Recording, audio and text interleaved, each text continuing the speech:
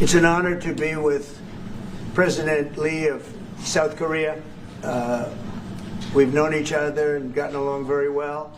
We have some additional trade because I hear they want to renegotiate the deal, but that's okay. I don't mind that. That doesn't mean they're going to get anything, but I don't mind. But we're going to have some very serious discussions about different things, including trade, where we do a lot of trade with South Korea, as you know. We are thinking about contracting some ships. They build them very well in South Korea. They're also thinking about coming to our country with some shipyards to start us on the process of building ships again. You know, at World War II, we'd build a ship a day. And today we don't build ships anymore, which is ridiculous. We're going to start that again. But we were like you. We were building ships all the time for everybody. And presidents and people allowed that to slip by. And now we buy ships, but we're going to be buying ships from South Korea, but we're also going to have them make ships here with our people, using our people. And we're going to go back into the shipbuilding business again, because really, essentially, we don't build ships anymore, which is ridiculous how that ever happened. But we were the best at it, and you can take a look at World War II in particular, where we were doing virtually a ship a day. And it's hard to believe these were tankers and different kinds of ships, but we were very active. And you see a lot of those shipyards sitting there idle, but they're not so idle anymore. And you're going to come in also, and you're going to be doing a lot of ships in this country, so I look forward to that. But we have a lot of other trade things. They're a big purchaser of our military equipment. We make the best military equipment in the world, and you saw that recently with take a look at what we did with the B-2 bomber, which you have one right there. They gave that to me. I guess the company gave that to me. The B-2 bomber was so successful in what took place in the little excursion that we made, 36 hours, and it wiped out nobody's ever seen anything like it. 36 hours back and forth. Not a thing went wrong. Not a screw was missing. Not a bolt was missing. Not a plane had not even a little bit of a problem. And we actually had 52 tankers. We had many planes, but you know, you looked at the B-2, the way they handled that. Every single bomb hit its target. So they understand that we make the best military equipment in the world, and South Korea is a big buyer of military equipment. And we're going to talk about that also. And we have many things to talk about, and I look forward to it. And it's a great honor to be with you, and congratulations on your election. That was a big one. And we're with you 100%. Thank you. 네, 이재명 대통령님, 오늘 백악관에 오신 것을 진심으로 환영합니다. 우리 그 양국 정상들 사실 서로 잘 알고 있습니다. 지금까지도 잘 지내고 있습니다.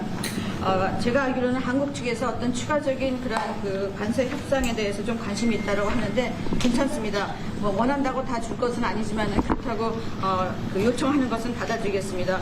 오늘 우리는 여러 가지 주제를 다룰 예정입니다. 일단은 먼저 무역에 대해서 얘기를 할 것입니다. 한국은 상당한 많은 그런 무역량을 미국과 함께 하고 있습니다. 그 외에 또 선박 계약, 특히 한국은 조선업이 상당히 성공적으로 유지가 되고 있습니다. 그래서 조선소라든지 선박 건조에 대해서 우리는 많은 얘기를 나눌 것입니다. 사실 미국은 제2차 세계대전 때 선박을 하루에 한 개씩 건조하는 그런 굉장히 성공적인 선박업을 운영하고 있었습니다. 그런데 이제 미국은 선박이 굉장히 아주 폐쇄한 그런 상황입니다. 하지만 이제 우리가 한국에서 선박을 구매해야 되겠죠. 그렇지만 앞으로 한국과의 협력을 통해서 미국에서 선박이 다시 건조되기를 바라고 있습니다. 그럼으로써 또 미국의 조선업을 한국과 협력해서 부흥하는 그러한 기회를 갖게 되기 바랍니다. 아까도 말씀드렸습니다만 제2차 세계대전 때 미국은 하루에 한 개 선박을 건조했습니다. 그렇지만 지금 미국의 조선선은 상당히 황폐해져 있는 상황입니다. 그렇지만 한국이 와서 우리가 함께 재건하기 바랍니다. 또 하나 우리가 의논해야 될 일은 군사장비 구매에 대한 것입니다. 미국은 세계 최고의 군사장비를 만듭니다. B-2 버머 같은 것은 보셨겠지만 굉장히 성공적이었습니다. 이번에 최근에 그런 작전에서 이 B-2 버머가 왕복 36시간을 비행을 했는데 전혀 아무런 문제 없이 임무를 마치고 성공적으로 다시 돌아온 것입니다. 거기는 또 52개의 탱커도 들어갔습니다. 하지만 어쨌든 그 버머라든지 추격기 최고의 군사장비를 가지고 있습니다. 한국이 이러한 미국의 뛰어난 군사장비를 많이 구매할 것을 기대하고 있습니다. 오늘 다시 한번 이재명 대통령을 백악관에 모시게 된 것을 매우 영광으로 생각합니다. 그리고 그 전에 아주 선거에 이긴 것을 다시 한번 축하드립니다. 감사합니다. 네, 대통령님 감사드립니다. 이렇게 시간을 내주셔서 우리 대한민국 국민을 대표해서 감사 말씀을 드리면서 우리 대통령께서 이 오벌 오피스를 새로 꾸미고 있다는데 정말로 밝고 황금색으로 빛나는 게 정말 보기 좋습니다. 품격이 아주 있어 보이고 미국의 새로운 번영을 상징하는 것 같습니다. Mr. President, let me begin by thanking you on behalf of the Korean people. I would like to thank you for giving your time for today's meeting. And I heard that you recently redecorated the Oval Office, and I would like to say that it looks very bright and beautiful, and it has the dignity of America, and it symbolizes the new future and prosperity of America. 미국을 다시 위대하게 만드는 것이 우리 대통령님의 꿈인데 미국이 다시 위대하게 변하고 있는 것 같고 그게 다우존스 지수에서도 그게 나타나는 것 같습니다. 제가 보니까 사상 최고치를 경신하고 있던데 오늘은 잠깐 조정되고 있지만 아주 훌륭하게 미국이 다시 위대해지고 있는 것 같습니다. I believe that making America great again is your goal, and I believe that that is what is currently taking place in America. And I think the most symbolic thing of that is the Dow Jones Index, which reached a record high recently, although it went down a bit, but it reached a record high. And so I think that America is becoming great again. 말씀하신 조선 분야뿐만이 아니라 제조 분야에서 르네상스가 이루어지고 있고 그 과정에서 대한민국도 함께하게 되길 기대합니다. So I believe that there is a renaissance taking place not only in the shipbuilding sector but also in the manufacturing industry, and I hope that Korea can be a part of that renaissance. 그리고 또 한 가지 제가 꼭 말씀드려야 될 것이 대통령님의 평화를 지키는 기간의 미국의 역할을 넘어서서 새롭게 평화를 만들어가는 피스메이커로서의 역할이 정말로 눈에 띄는 것 같습니다. And one thing that I wanted to say to you is that America's role not as a keeper of peace, but a maker of peace, is being more is emerging more evidently. 유럽, 아시아, 아프리카, 중동 여러 곳에서의 전쟁들이 이제는 트럼프 대통령님의 역할로 휴전하고 평화가 찾아오고 있습니다. Many wars in Europe, in Asia, in Africa, and in the Middle East are coming to peace because of the role that you are playing. 세계 지도자 중에 전 세계의 이런 평화 문제에 대통령님처럼 이렇게 관심 가지고 실제로 성과를 낸 경우는 처음으로 보이십니다.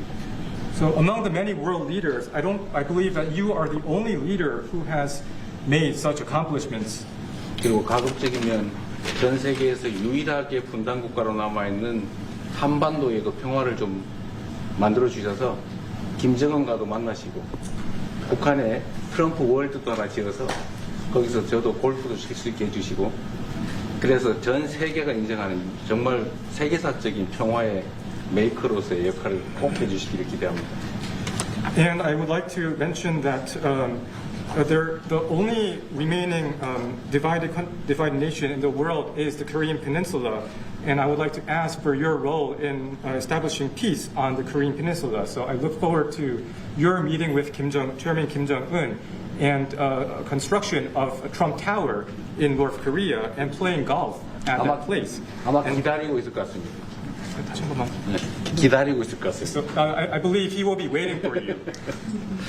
그리고 마지막으로 든든한 한미 동맹을 기반으로 대한민국이 성장 발전해 왔고 앞으로도 이 한미 동맹을 군사 분야뿐만이 아니라 경제 분야 또 다른 과학 기술 분야까지 다 확장해서 미래형으로 발전시켰으면 좋겠습니다. Korea was able to attain economic growth and development through our ironclad alliance. And going forward, I hope to develop our alliance into a future-oriented alliance that encompasses areas not only limited to security, but also the economy and science and technology. 대한민국 국민들은 트럼프 대통령님에 대해서 정말로 큰 기대를 가지고 있다는 말씀을 드리면서 다시 한번 이런 시간 내주셔서 감사드립니다. The Korean people have great expectations for you, Mr. President. Thank you once again for your time. Well, thank you very much. It's an honor to be with you. I will say that Kim Jong-un and I had a very good relationship, as you remember, and still do. And when I came in, I didn't know him. We had 2 summits, but we became very friendly. Respect. It was great respect. And it was not going to be that way had Hillary Clinton won the election. It would have been a disaster. But we think we can do something in that regard with respect to North and South, and I think you are much more prone to doing that than other leaders that I've been working with from South Korea. And we'll work on that. I think it's very good to work on that. If you remember, you were doing the Olympics, and there was a great time of hostility with North Korea, and you weren't selling tickets because nobody wanted to be blown up in the stadium during the opening ceremonies, right?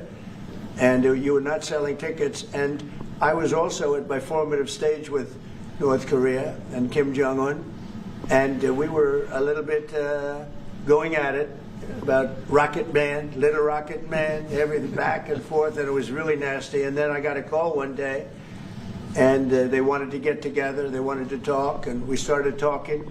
And then he said really brilliantly, he said, you know, the Olympics is going to be opening very soon, and we'd like to be a part of it. They actually put teams in it. You got along great. And by the way, immediately upon that phone call, you started selling tickets, and it turned out to be a tremendous success. So it went from being empty stadiums because people were afraid to go, because it was a target potentially, to a great success. And I was very proud of that. You had one of the most successful Olympics, and now we have the Olympics coming to the U.S., so we're very happy about that. But that was a great honor to get involved and make the Olympics so successful. 네, 대단히 감사합니다. 다시 한번 모시게 돼서 영광이라고 말씀드리겠습니다. 제가 김정은 위원장과 굉장히 좋은 관계를 가지고 있습니다. 그리고 현재도 매우 좋은 관계가 있습니다. 내가 처음에 취임하고 난 다음에 2번의 정상회담을 김정은 위원장과 함께 했고 상당히 친해졌고 또 더 중요한 것은 둘 다 존경심을 서로에게 가지고 있다는 것입니다. 만일 힐러리 클린턴이 대통령으로 당선했다면 절대 그러한 상황까지 이루지 않았을 것입니다.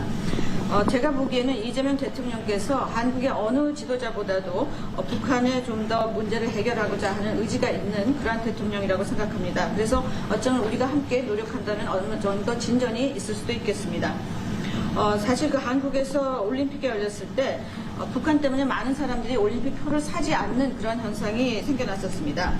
그런데 김정은 위원장이 그때 사실은 김정은 위원장과 초기에는 제가 별로 사이가 좋았던 것은 아닙니다. 서로 라켓맨이라고 부르면서 주고받는 그러한 그 해프닝도 있었습니다. 그런데 어느 날 통화를 시작하게 되었고 통화를 하면서 그가 얘기를 했습니다. 한국에서 올림픽이 곧 열리는데 우리 그 북한도 참가하겠다.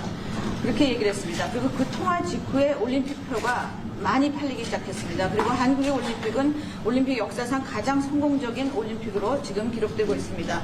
또 우리 미국도 곧 올림픽을 주최할 예정입니다. 그래서 우리도 미국에서 성공적인 그런 올림픽을 주최할 계획을 가지고 있습니다.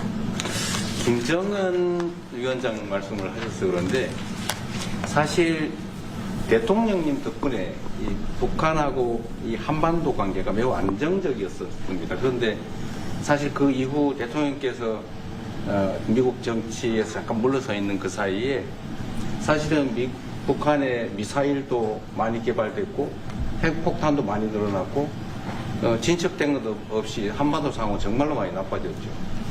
Mr. President, you mentioned about Chairman Kim, and thanks to your efforts when you were in office during your first term, the situation on the Korean Peninsula was stable.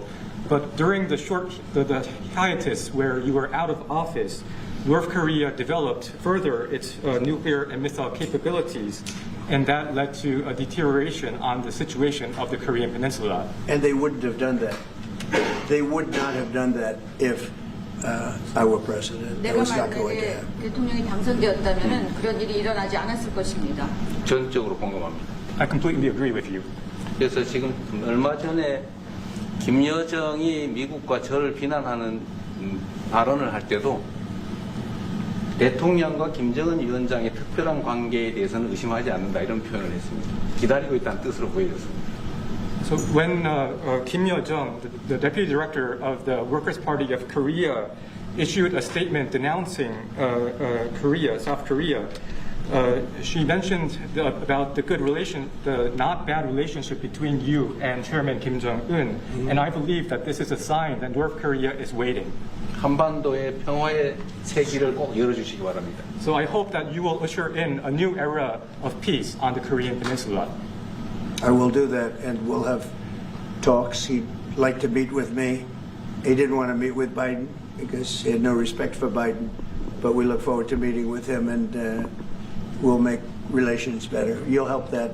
You had a lot of leaders. I've gone through a lot of leaders in South Korea. You know, it's been quick. You'll be there for a long time. But we, in the various leaders that I've dealt with, they were not approaching it properly, in my opinion, having to do with North Korea. But I think your approach is a much better one. 네, 그렇게 하도록 하겠습니다. 김 위원장이 바이든 전 대통령을 만나고 싶죠 하지는 않았지만 말은 만나고 싶어 할 것 같습니다. 그래서 그런 그 시도를 하겠고요. 내가 한국의 지도자들을 여러 번을 만나봤는데 제 개인적인 생각으로는 대북 정책이 그렇게 적절하지 않지 않았나 하는 생각이 듭니다. 그래서 이 대통령께서 그 적절한 대북 정책을 통해서 좀 더 그 진전이 있었으면 하는 생각입니다. 저의 관여로 남북 관계가 잘 개선되기 쉽지 않은 상태인데 실제로 이 문제를 풀 수 있는 유일한 인물이 트럼프 대통령이십니다. So resolving this issue through my engagement is not an easy thing. And the only person that can make progress on this issue is you, Mr. President. 대통령께서 피스 메이커를 하시면 저는 페이스 메이커로 열심히 지원하겠습니다. So if you become the peacemaker, then I will assist you by being a pacemaker. That's good. We can do big progress, I think, with North Korea. Absolutely. 네, 북한에 대해서 큰 진전을 함께 이루어 나갈 수 있다고 믿습니다. 감사합니다. Okay, thank you very much. Thank you very much. Good job. Okay, questions, please. Mr. President, when you met with Russian President Vladimir Putin, how soon did he say that he wanted to sit down with Ukrainian President Zelensky? Russia, as of now, says there's no meeting on the books and no agenda is set. Well, that's going to be up to them. It takes two to tango, I always say it. And they should meet, I think, before I have a meeting and probably close the deal. But I think it's appropriate they meet. They do not exactly get along well, as you can understand. And I'm sure it's a meeting that perhaps he didn't like. But he wasn't happy about coming to the United States either. That was a big concession, and I appreciate the fact that he did.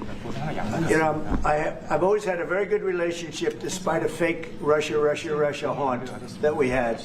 But we've always had a great relationship, very good relationship, strong relationship with Russia. That's a good thing, not a bad thing, by the way. That's a very good thing. And it's good to get along with Kim Jong-un, and it's good to get along with everybody, including President Lee.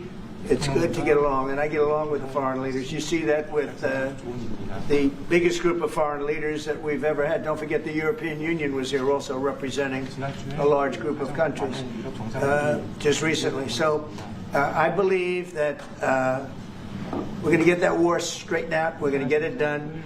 I don't know that they'll meet. Maybe they will. Maybe they won't. They'd like me to be at the meeting. I said, you guys ought to work it out.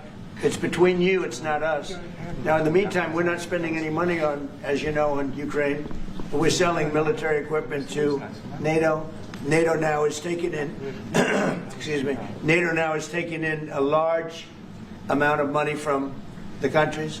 They're taking in 5% of GDP versus 2%. They're paying the 5%. They never paid the 2%, most of them, or a lot of them. NATO has a lot of money. We are selling military equipment to NATO at full price, and NATO's distributing that equipment to wherever they are. I mean, perhaps to Ukraine. So NATO's working with Ukraine. Biden was giving hundreds of billions of dollars, just willy-nilly, just giving money. He had no idea where it was going. It was terrible what was happening. So we're not involved anymore in terms of the cost. We're in for $350 billion. As you know, I also got the rare earth deal done with Ukraine, which was worth much more than the $350 billion. But I'm not interested in the money so much, even though we've done a great job in that regard. I'm not interested in that. I'm interested in stopping a war where last week 7,109 soldiers died, both Russian and Ukraine. It's such a waste of life and humanity. They're not from this country. They're not from any other country other than Ukraine, for the most part, other than Ukraine and Russia. But it's a very important thing to me to stop it. I stopped 7 wars that were raging, one for 31 years, the Congo, and as you know, Rwanda, one for 35 years. I don't have to go into them. You know the list better than I do. But we stopped a lot of wars, including, you think about it, India and Pakistan, which was probably 2 weeks away from being a nuclear war. They were shooting down airplanes all over the place.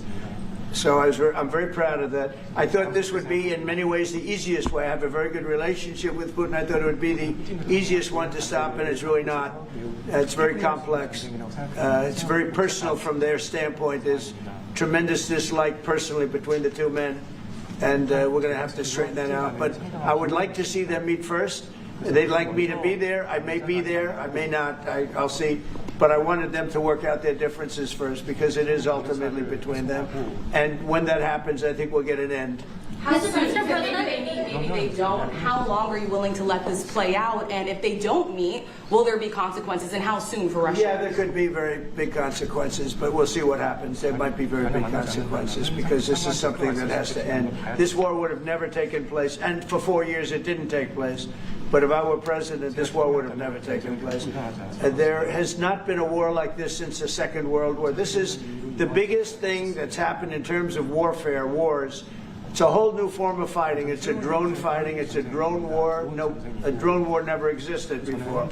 And we're actually studying it from the standpoint of Pete Hegseth and everybody. We're studying it and studying it very carefully. This is a whole new form of war, but it's a violent war, and there has been nothing like this since the Second World War. So we'll see what happens over the next week or two, and at that point I'll step in very strongly, and if I have to be there, I'll be there. And we'll either have a deal or we won't. But a lot of people are dying, and I want to get us... Mr. President, Kim Jong-un wants to meet. When do you want to meet with him? With who? You said the North Korean leader wants to meet. How soon would you? Yeah, we want to have a meeting. I like to have a meeting. I got along great with him. You know, you were there. We even had a press conference. He had his first press conference. Kim Jong-un had a press conference. This was a little different press conference. I said, have you done a press conference before? No. And you know what? He did great. It was a great press conference, actually. It was historic. I doubt he's done one since. But I said, would you like to meet the fake news? Because whatever you want to do. And they came in, like you've never seen anything like it. And then he said, enough. And that was the end of the press conference. That was the end. It ended very rapidly. But I think he had a good time. I look forward to meeting with Kim Jong-un in the appropriate future. Mr. President, the United States. Will you reduce the number of forces in South Korea so that the United States can have more flexibility in the region? Say it. Would you consider reducing the number of U.S. forces in South Korea so that the United States can have more Well, I don't flexibility want in to the say region? that now, because we've been friends and we're friends. And look, we have a lot of people over there. We have over 40,000 troops in South Korea. As you know, South Korea agreed to pay for that during my last term. And then when Biden came in, they complained to Biden that I wasn't a nice person. And he agreed not to pay. He gave up billions of dollars. We were getting paid billions of dollars. But then Biden ended that for whatever reason. It's unbelievable that he did. But we have a very good relationship militarily. They would say, but we gave you land. I said, no, you didn't. You lease us land. There's a big difference between giving and leasing. And maybe one of the things I'd like to do is ask them to give us ownership of the land where we have the big fort. You know, we spent a lot of money building a fort, and there was a contribution made by South Korea, but I would like to see if we could get rid of the lease and get ownership of the land where we have a massive military base. Okay? Mr. President, how are you? Thank you, Mr. President. How are you planning to make? I also want to ask this question to Mr. President. Who are you with? I'm Song Mi-jin. I'm from South Korea's Arirang TV. Good. Thank you so much. So, as mentioned earlier, United States is South Korea's most important and closest ally. So, in this point of view, I would like to ask you and also President Lee, what do you think are the key ways to make the South Korea-U.S. alliance greater? Well, I think it's great now. I feel very warmly toward South Korea. I will tell you that I have a lot of people in business that I deal with that are from South Korea. They love Trump because they feel I've saved. I think you would have had a nuclear war if I weren't. I think you would have had a nuclear war North Korea and South Korea, I think it would have been a disaster. You're only 60 miles away from Seoul. They don't even need nuclear. They have their cannons, howitzers, and they have them buried in the mountain. You know what I'm talking about. And I think you would have had, if I didn't win that election, if Hillary Clinton, crooked Hillary, won that election, I think you would have had a nuclear war. It would have taken place, and it would have been horrendous for everybody, including them. It would have been very bad for them because we would have had to enter the picture, and we are the most powerful nuclear country in the world by far. Russia's second, China's third. China's going to catch eventually, 5 or 6 years. They're working to catch. One of the things we're trying to do with Russia and with China is denuclearization. And it's very important. One of the things I discussed with President Putin the other day, it wasn't just that, it was also other things. And I think the denuclearization is it's a big aim. But Russia's willing to do it, and I think China's going to be willing to do it too. We can't let nuclear weapons proliferate. We have to stop nuclear weapons. The power is too great. Okay? Thank you. Mr. President, I'd like to ask you further question about South Korea and U.S. alliance. I'm Anna from the Korea Times. Good. And I'd like to ask you about the trade deal that's on the table. Yeah. You mentioned about the shipbuilding industry, and President Lee mentioned about the manufacturing industry. And what other areas or sectors that you intend to focus on this trade deal? Because Korea is bringing in many investments and create jobs as well. So I'd like to know the opinions of both, how to get a beneficial outcomes for both countries through this deal. Well, we're going to get along great because we really sort of need each other. We love what they do. We love their product. We love their ships. We love a lot of the things that they make. And they love what we have. We're dealing with them on Alaska having to do with the oil. You need oil and we have it. So we have a big advantage in that way. We have more oil and gas and coal and energy than any other country in the world by far. No, for whatever reason, God was very good to us. He gave us the greatest. We didn't use it. We started to use wind. Wind doesn't work. They started to use solar panels that took over the land all over the Midwest, where the farmers said, what happened to my land? They'd have a 10-mile by 10-mile solar field that they couldn't farm. The most valuable farming land in the world, probably the most vibrant in the world. And they put solar plants all over the place. It's ridiculous. Big, massive black fields of solar that all comes out of China. Or plastic, all comes out of China. But we have the greatest amount of energy in the world, and we're dealing with South Korea, as you know, in Alaska, and we're going to be making a deal, a joint venture with South Korea. Japan is involved also, very strongly involved. So we have Japan and South Korea, and we're actually the closest. It seems like quite far away, Alaska, but actually it's right up the little ocean, right up the little Pacific Ocean. It's actually pretty close, relatively speaking. But we have more oil and gas and coal than any other nation in the world by far, and we're going to use it. And that's the thing that South Korea, I think, most wants from us, I would think. Would you go back to the DMZ to meet with the North Korean leader? Say it. Would you go back to the DMZ to meet with the North Korean leader? I loved it. Remember when I walked across the line and everyone went crazy? Especially Secret Service, I would say they were going. And I looked into those windows, the windows, the glass, that you could only see if you looked direct, because there was all sorts of stuff. But I looked in and I saw more rifles pointing at me than you could. There were a lot of rifles in that building. The Secret Service was not happy. You know the buildings I'm talking about? The two blue buildings on each side. And I walked up the middle and I looked in the window and I saw more guns in that room than I've ever seen in my life. I looked at the other side and it was the same thing. And yet I felt safe. I felt safe because I have a great relationship with Kim Jong-un. I hope it stays that way. I think it will. I have a very good relationship. I understand him. I spent a lot of free time with him, talking about things that we probably aren't supposed to talk about. And, I get along with him really well. I think he has a country of great potential, tremendous potential. Is it possible to meet him this year or maybe next year? Well, I'm meeting a lot of people. I mean, it's hard to say that, but I'd like to meet him this year. President Xi would like me to come to China. It's a very important relationship. as you know, we're taking a lot of money in from China because of the tariffs and the different things. And it's a very important relationship. We're going to get along good with China. I hear so many stories about we're not going to allow their students. We're going to allow their students to come in. We're going to allow. It's very important. 600,000 students. It's very important. But we're going to get along with China. But it's a different relationship that we have now with China. It's a much better relationship economically than it was before. With Biden, boy, what he allowed that, I mean, they just took him to the cleaners. You know the expression? They took him to the cleaners.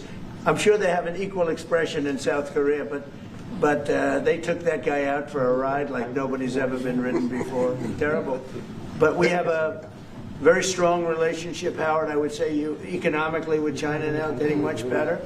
They have to give us magnets. If they don't give us magnets, then we have to charge them 200% tariff or something, you know. But we're not going to have a problem, I don't think, with that. I think that's perhaps behind us. You know, China intelligently went and they sort of took a monopoly of the world's magnets.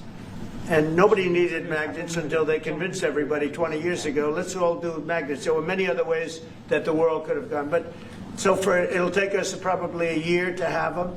We're heavy into the world of magnets now, only from a national security standpoint.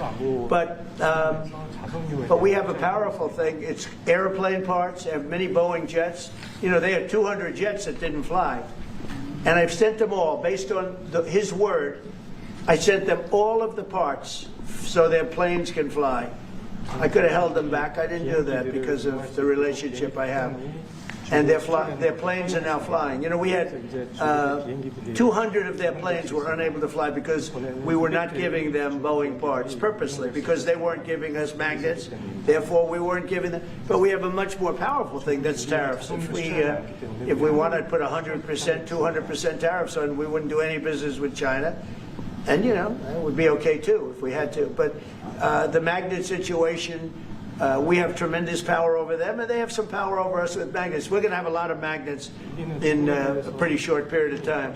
In fact, we'll have so many we won't know what to do with them. But you know the story. It's a very interesting history with magnets. And it really is because presidents, not being business people, they allowed that to happen.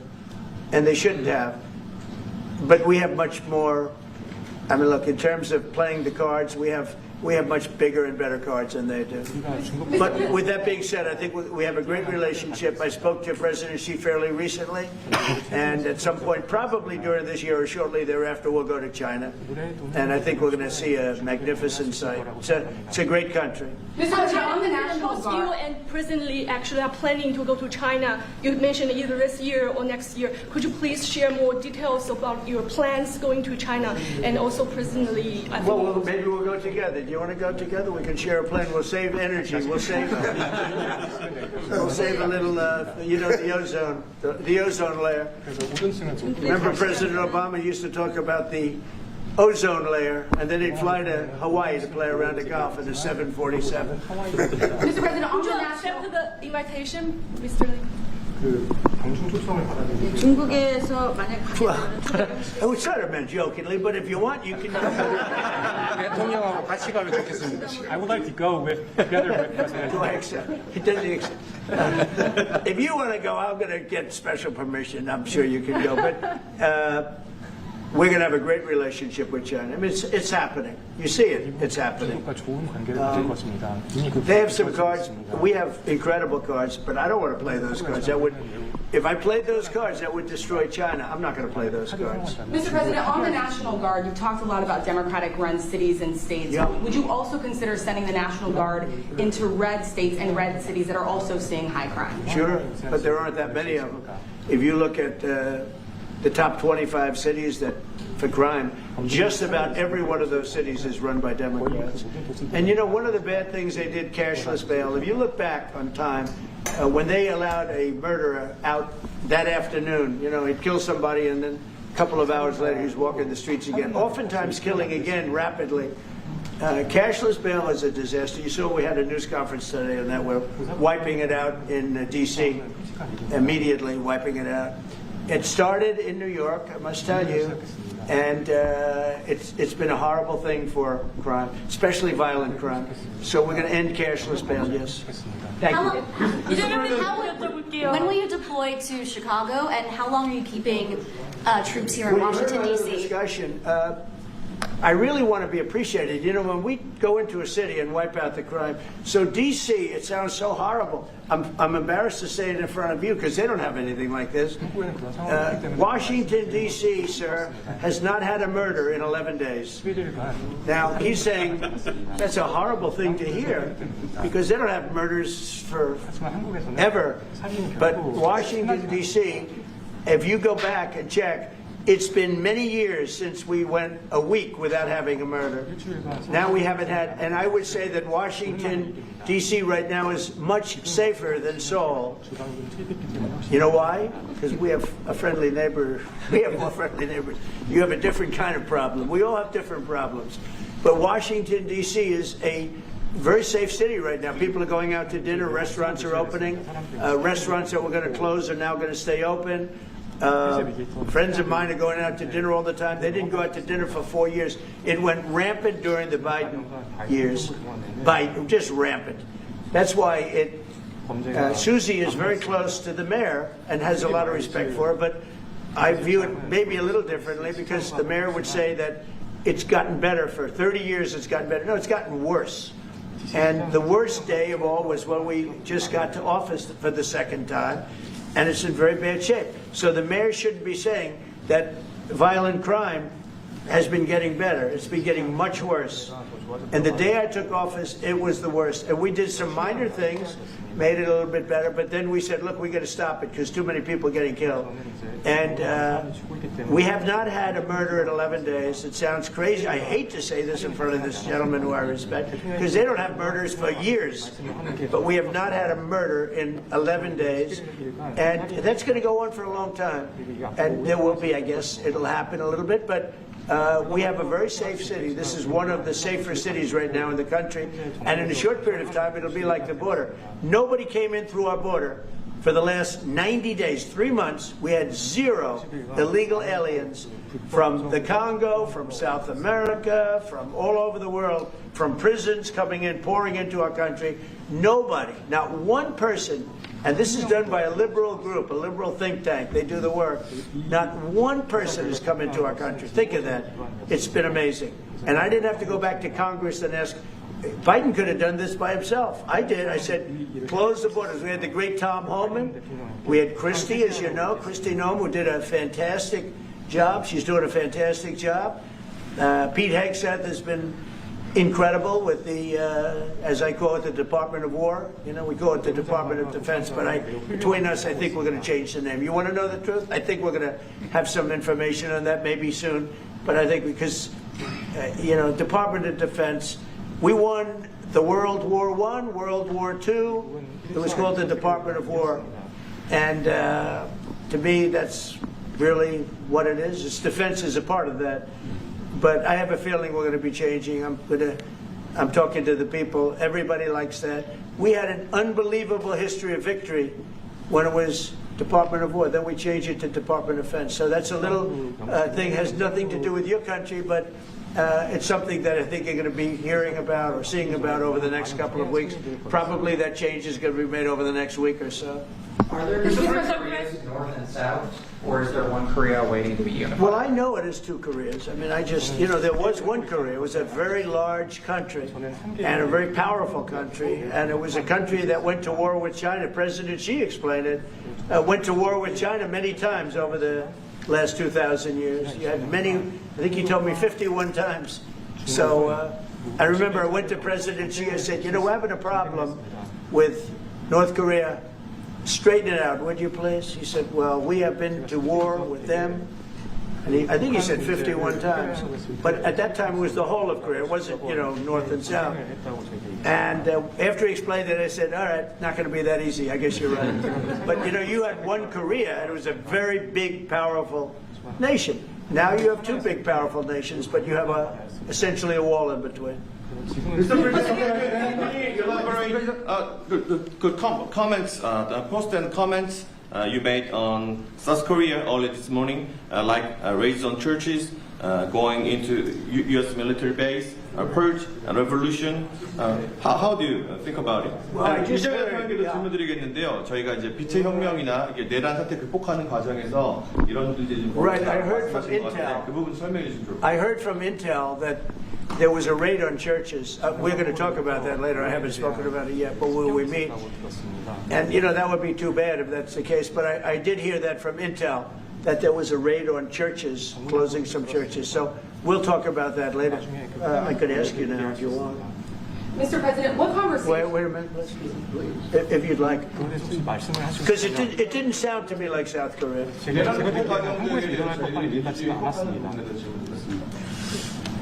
간단하게 말씀을 드리면 지금 대한민국은 아시는 것처럼 친위 쿠데타로 인한 혼란이 이제 극복된 지 얼마 안 된 상태고 그 내란 상황에 대한 국회가 임명하는 국회가 주도하는 특검에 의해서 사실 조사가 진행 중입니다.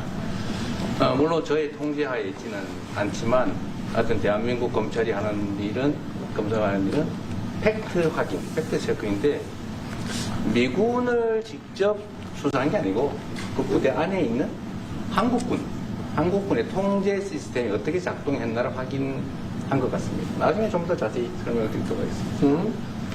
So it hasn't been long since Korea has overcame the political turmoil following the self coup by the former president. Currently, there is a fact-finding investigation by a special prosecutor that was appointed by the National Assembly. And this special prosecutor... Is his name Deranged Jack Smith by any chance? They took him from our country. They pushed Deranged Jack. He's a deranged, sick individual. But go ahead. Go ahead, please. I'm only kidding. Maybe I'm not. And that special prosecutor is not under my control.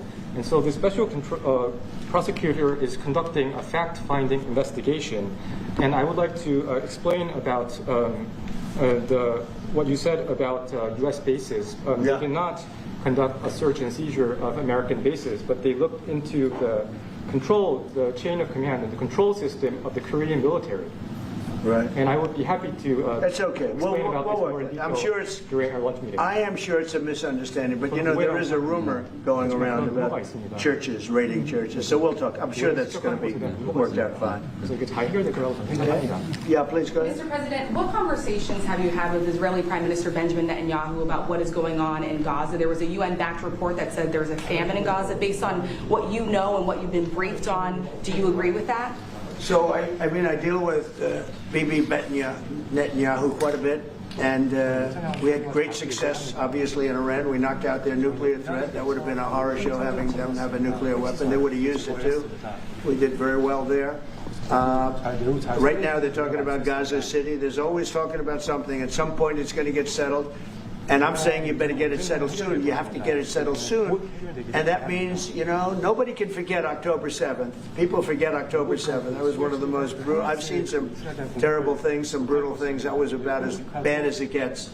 And nobody can forget that. With that being said, it's got to get over with. It's got to get over with because between the hunger and all of the other problems, worse than hunger, death, pure death, people being killed. And, I'm the one that brought back the hostages, and I did it with that gentleman right there, Steve Witkoff, and with Marco. All of us, the whole team, we worked together. Even the trade people worked on it with us. And we brought back a lot of the hostages. Now we're left with, would you say 20, Steve, or would you say it's less than 20? I hope it's 20. He hopes it's 20 because some could be dead. That's what he means, I assume. Yes. So we have 20, but there's rumors that some could be dead. It's a terrible situation over there. Terrible, terrible situation. But it's coming to a head. It's coming to an end. We are sending, we sent $60 million of food over there just recently.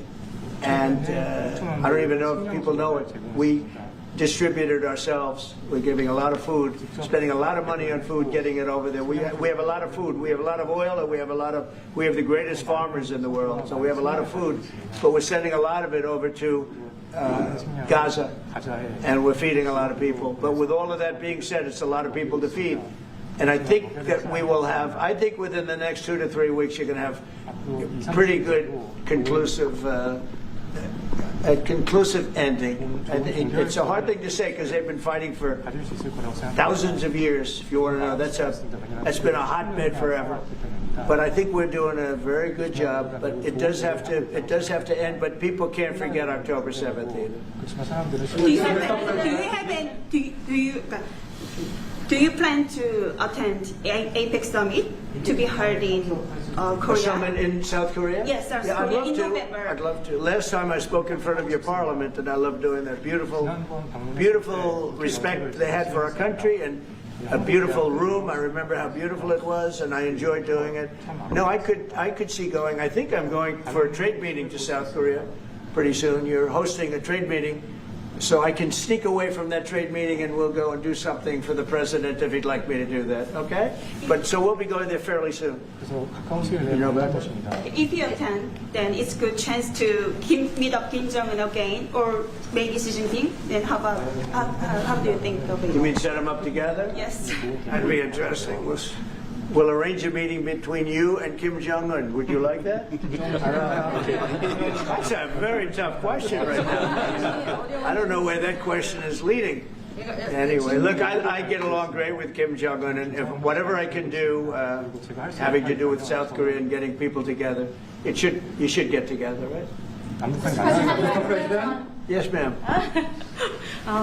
Beautiful Yes. smile. Yeah. All right. And then she'll turn out to be the worst one in the room. I want to ask about Masca project. Masca project. Yeah. Oh yeah, sure. Yeah. We're going to do that. Yeah. I think we're going to do that very strongly. We're going to have a big, within a period of, it takes a while. That's a hard one to start. Some companies you can start easily. Shipbuilding's a tough one to start, but we'll be doing that. Now, with that being said, we make the best submarines anywhere in the world. We make submarines. We're 25 years ahead of anybody else in submarines. So we do that. We do that. But we really gave up the shipbuilding industry foolishly many years ago. But we're gonna start it up again. We're gonna be making our own ships again soon. Okay, how about one or two more? Mr. President, have you been briefed on the search of John Bolton's home and office from Friday? Have you been briefed I on have that? not been briefed. No, I read it just like you did. I was never a fan of his. I thought he was stupid. I thought he was, a guy that only wanted to go into war. He liked killing people. I thought he was essentially a bad guy, but I'm not involved in that. No, you'd have to ask Pam Bondi about that. Are more raids like that coming, sir? Are more raids like the one on John Bolton's house coming? More raids? I don't know. You'd have to ask the Department of Justice. They raided my house, I can tell you that. They did a big raid on my house. They took away everything that wasn't pinned down, and they took away some of that too. No, they raided Mar-a-Lago. They started that. These were bad people that we had in our government before. They raided Mar-a-Lago. They went into my wife's area. They went into my son's area, my young son. And what they did was a disgrace. But how did it work out? I see. We're in the overall. I guess it didn't work out too well for them, did it? They are bad people. They're sick. They're sick people. And they came in with their guns into Mar-a-Lago, like 98 people. I wasn't there. Fortunately, I wasn't there. But they are very evil, very sick people, that group. And if they would have won the election, this country wouldn't exist as we know it. This country would have been a failed country. And now it's the hottest country anywhere in the world by far. We are the hottest country in the world by far. Okay. Mr. President? Yes, sir. Go ahead. Yeah. President Lee met with the Japanese Prime Minister before this summit. That's good. So is there something to discuss regarding the cooperation among South Korea, U.S. and Japan? I think so. Look, Japan is a great ally of us, and I had a little bit of a hard time getting you two together because you're still thinking about comfort women, right? Comfort women. That's all they wanted to talk about was comfort women. And I thought that was settled a few times over the decades. But there is an overlapping problem with that. Perhaps I'm wrong in saying it. Perhaps this isn't right, but the whole issue of the women, comfort women, very specifically, we talked and it was a very big problem for Korea, not for Japan. Japan wanted to go. They want to get on, but Korea was very stuck on that. You understand? So I don't know. Perhaps you'd like to answer. It's a good question. It was hard getting Japan and Korea together because of what took place a long time ago. But Japan wants to do it, I can say. Korea is a little bit more tenuous, please. 지금 질문은 그 3자 협력에 대해서. 우리 한미일 협력은 매우 중요한 과제고 또 한미 관계의 발전을 위해서도 한일 관계가 어느 정도 수습이 돼야 됩니다. So trilateral cooperation among Korea, the U.S., and Japan is very important, and better Korea-Japan relations is also important for the Korea-U.S. relationship as well. 그래서 대통령께서 한미일 협력을 매우 중시하고 계시기 때문에 제가 대통령을 뵙기 전에 미리 일본과 만나서 대통령께서 걱정하실 문제를 다 미리 정리했다 이렇게 생각해 주시면 좋겠습니다. Because I know that President Trump, that you put emphasis on trilateral cooperation, Right. I made a visit to Japan before coming to the U.S. to settle the difficult issues that we have. Good. Well, Japan wants to get along very well with you, and I find them to be great people, great country, obviously, and they want very much to get along with South Korea. And you have something in common. You know, you want to solve the North Korea problem. But Japan very much wants to get along with you, and I'm sure they will. I find the people that I deal with to be wonderful people, actually, as I do with you. 이번에 일본에 가서 이시바 총리를 만났을 때 그 전에 우리가 가지고 있던 여러 장애 요소들이 많이 제거됐다는 생각이 듭니다. So when I visited Japan and met with Prime Minister Ishiba, I realized that many of the obstacles that existed between our two countries have now been removed. True. During my term. We removed them during my term. There was an overlay a little bit, but we removed many of those obstacles during my term. And, if you look at Prime Minister Abe, who was a great man, he was a great friend of mine, and he was assassinated. But he felt very warmly toward your country, I can tell you that. And the current Prime Minister, who I've gotten to know very well, feels the same way. So I think you're going to have a great relationship with Japan. Steve, go ahead. Just to close the loop on Gaza, is there a diplomatic push underway to try to get all this to end? Oh, there's a diplomatic push. No, is there? There has been, yeah, sure. Right now, Steve, I would say very serious diplomatic push. Marco or Steve? Marco, do you want to answer that first? Yeah, it's never stopped. We've always looked to find a solution there. Ultimately, as the president said, we want it to end. It has to end with no Hamas. Steve, where are we? I would say that we wouldn't be anywhere but for the president's truth last week, which was a statement to Hamas that they better get their act together and get to the peace table. But for that, it would have been all stalled. So, as usual, he is the man who moves it. Thank you. Thank you very much, everybody. Thank you.